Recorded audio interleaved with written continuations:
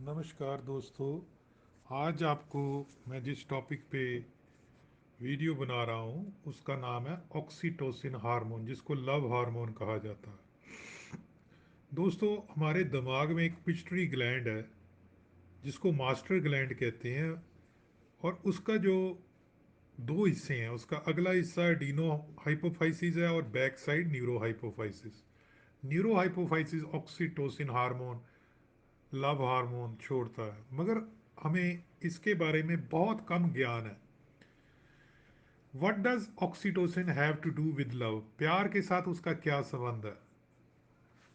Researcher इन 2012 study ने कहा कि couples in first stage of romantic attachment, उनके शरीर में हायर लेवल ऑफ ऑक्सीटोसिन होता है मुकाबले जो अनअटैच्ड काउंटर पार्ट्स हैं। But oxytocin is tied to more than just new love. नया प्यार में ज़्यादा होगा। It is also release during sexual activity में भी होता है, and link to intensity of orgasm, जिसमें ऑर्गेजम क्या है? क्लाइमैक्स। लड़के और लड़की में एक ऑर्गेजम होता है, क्लाइमैक्स ऑफ सेक्सुअल प्लेजर, उसमें ऑक्सीटोसिन की मात्रा ब्लड में ज़्यादा पाई जाती है। 2013 रिव्यू में ये बताया गया है कि रिलेशनशिप इन्हांसिव इफेक्ट है। आप मानेंगे नहीं, जब आप एक डॉग को, अपने पेट को हग करते हो, टच करते हो, तो उसके अंदर ऑक्सीटोसिन आपके अंदर रिलीज होगा और उसके अंदर रिलीज होगा, जिससे बॉन्डिंग होगी। एक माँ अपने बच्चे के साथ जब उसको दूध पिलाती है, उसमें ऑक्सीटोसिन होता है, आप हैरान हो जाएंगे। एक मेल मेंबर जब किसी चीज को प्यार करता है, चाहे वो बिल्ली है, कुत्ता है, तो उससे, उसको देखता है आंखों से, तो ऑक्सीटोसिन रिलीज होता है। तो आपका डॉग, अगर आप उसको आंख भर के नहीं देखते, उसके साथ टच नहीं करते, तो ऑक्सीटोसिन वाली बॉन्डिंग मिसिंग होगी, जिससे वो डिप्रेस हो जाता है। ऑक्सीटोसिन जितनी ज़्यादा डॉग में और आप में होगी, आप उसके बगैर रह नहीं पाओगे। ये एक नेचुरल फिनोमिना है। अगर कुत्ते या बिल्ली में ये चीज़ पैदा होती है, इंसान वैसी फीलिंग रखता है जैसे अपने बच्चे की तरफ रखता है, कि उसको छोड़ नहीं, उसको खाने की फिक्र रहती है आपको उसके लिए, कि मेरा बच्चा भूखा ना रह जाए। ये खुदा ने ऑक्सीटोसिन डाल रखा है जहाँ जहाँ पेरेंटल केयर होगी। कुछ जानवर पेरेंटल केयर नहीं करते, अपने बच्चा जन्म के छोड़ देते हैं, उनमें ऑक्सीटोसिन नहीं होता। ये रिव्यू रिसर्च ट्रस्ट, विश्वास, गेजिंग देखना आंखों में, एम्पैथी, एक दूसरे के प्रति हमदर्दी, पॉजिटिव रिलेशनशिप मेमोरीज, फिडिलिटी, ये बहुत बड़ी चीज़ है। पॉजिटिव कम्युनिकेशन है, processing of bonding cues. What exactly is oxytocin? Oxytocin एक हार्मोन है, न्यूरो है। It plays an important role. आजकल इसका मिस यूज़ हो रहा है। गाय में ऑक्सीटोसिन इंजेक्शन लगाते हैं तब दूध उतरता है, इतना दर्द होता है उसमें, यूट्रस डायलेट होती है।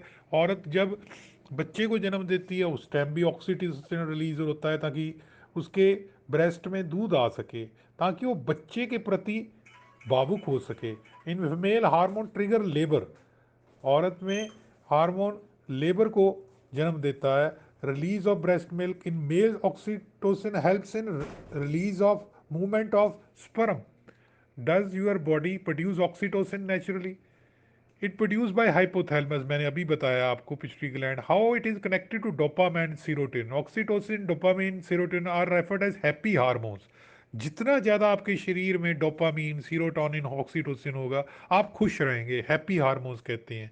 अगर ये कम हो गए तो दवा से आपको सीरोटोनिन, डोपामीन बढ़ाने पड़ेंगे, एंटी डिप्रेसेंट लेने पड़ेंगे, आप उदास हो जाओगे, टीवी को मन नहीं करेगा, अच्छे कपड़े नहीं डालोगे, और डिप्रेस हो जाएगा, कब्ज रहेगी, आपको कॉन्स्टिपेशन रहेगी, सुसाइड करने को मन करेगा। जितनी भी दवाएं हैं वो आर्टिफिशियल आपके शरीर में बनाती हैं। कुछ फूड्स भी हैं जो डोपामिन, सीरोटोनिन बनाते हैं। When you are attracted towards a another person, जब दूसरी की तरफ से आप अट्रैक्ट होते हो, your brain release dopamine, your serotonin levels are increase, oxytocin बढ़ता है। This causes you feel a surge of positive emotion, positive emotion होती है।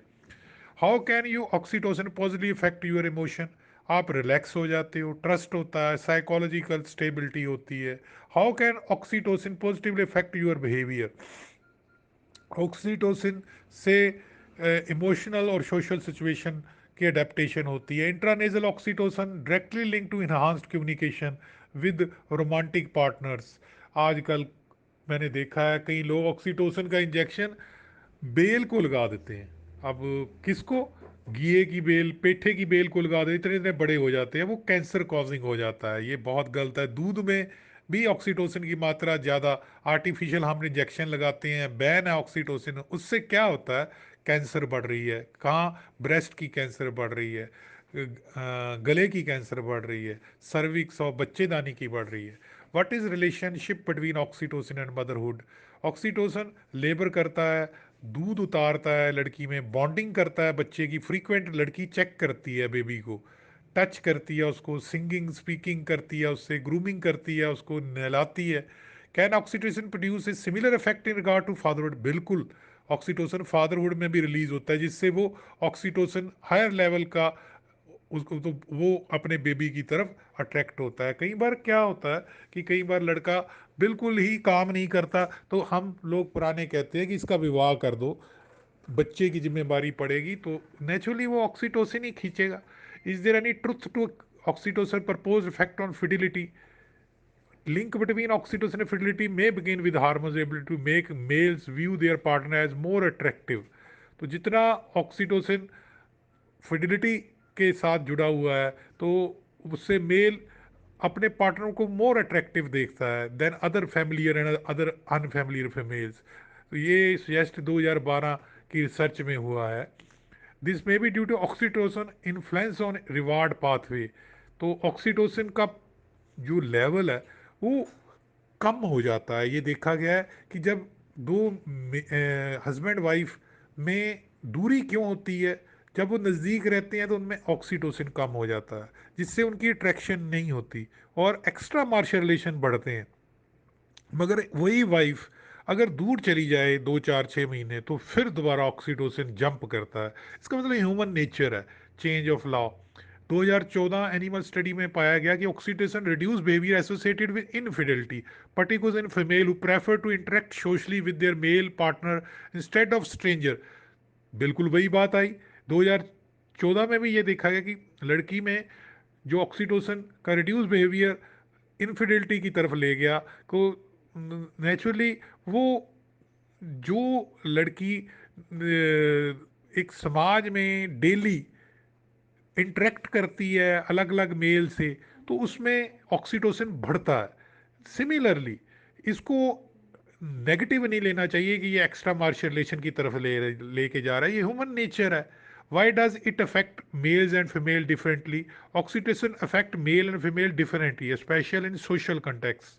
तो सामाजिक दायरों में ये अलग अलग बिहेव करता है। मेल और फीमेल में एक ब्रेन में अमिगडाला जगह होती है। This is the portion your brain responsible for emotion, motivation and reward.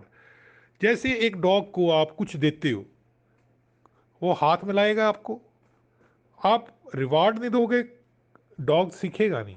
ऐसे ही ह्यूमन बीइंग्स में भी एंड में अगर रिवार्ड होगा तो वो उसकी तरफ बढ़ेगा ऑक्सीटोसिन। अगर रिवार्ड नहीं होगा तो वो एक्टिविटी चरमरा जाएगी। तो नेचुरली एक ह्यूमन नेचर है, ऐसे ही एनिमल की नेचर है। Does it have any medical uses? Yes. Oxytocin may be injected to induce contraction during labour. लड़की में नहीं बच्चा नीचे उतर रहा डिलीवरी में, तो हम ऑक्सीटोसिन लगाते हैं। May be use as a reduce bleeding after child birth और एबॉर्शन। तो ये स्कैटरी कंडीशन के लिए भी बहुत ज़रूरी है 2017 की स्टडी में। Are there are downsides to consider? Although oxytocin can enhance bonding, it has not clear why it is fact very in nature. ये क्यों नेचर इसके इफेक्ट होते हैं, और who may be likely to experience negative effects. तो psychiatric disorders में तो bottom line क्या है? although it has been demonstrated role in many of good things what we feel and experience, oxytocin role in human behavior is far more complex, बहुत ज़्यादा गुंझलदार है, इसको समझने की ज़रूरत है। तो दोस्तों, ऑक्सीटोसिन या लव हार्मोन के बारे में मैंने आपको बताया। तो आप फिजोलॉजी पढ़िए, एनाटॉमी पढ़िए, आपको पता लगेगा। साइंस पढ़िए कि ह्यूमन नेचर जो है बड़ी कम्प्लेक्स है। एनिमल नेचर जो है वो भी बहुत कम्प्लेक्स है। किसी का आपकी तरफ बढ़ना, आपकी तरफ देखना, जस्टिफाइड है ऑक्सीटोसिन की वजह से। ये नहीं होता कि वो सारा कुछ ही सेक्स होता है, सारा कुछ सेक्स नहीं होता, ऑक्सीटोसिन होता है, दैट इज लव हार्मोन। अब सवाल उठता है कि आदमी या औरत एक बार प्यार करते हैं? नहीं, वो बार बार करते हैं। तो ऑक्सीटोसिन एक तरह का ह्यूमन और एनिमल कंप्लेक्स स्कैट्रिक प्रॉब्लम के कंटेक्स्ट में देखना चाहिए, ना कि इसको एज ए मलाइनिंग देखना चाहिए। अच्छा लगा तो लाइक करना, सब्सक्राइब करना और शेयर करना हमारा चैनल। जितना आप ज़्यादा बुक्स को पढ़ेंगे, books are our best friend, किताबें हमारी अच्छी दोस्त हैं। And nobody in this world can be dare to your envy if books are your. अगर किताबें आपकी अच्छी दोस्त हैं, दुनिया में कोई भी आपके साथ दुश्मनी मोल लेने से डरेगा। तो दोस्तों पढ़िए, खासकर अच्छी नॉलेज को उठाइए, उसको कंस्ट्रक्टिव वे में एजुकेट कीजिए, अवेयर कीजिए मासिस को कि ह्यूमन नेचर स्कैट्रिक तौर पे क्या है। ठीक है जी, ओके। और अच्छा लगा तो लाइक करना, सब्सक्राइब करना और शेयर करना हमारा channel, Baba Deep Singh institute channel.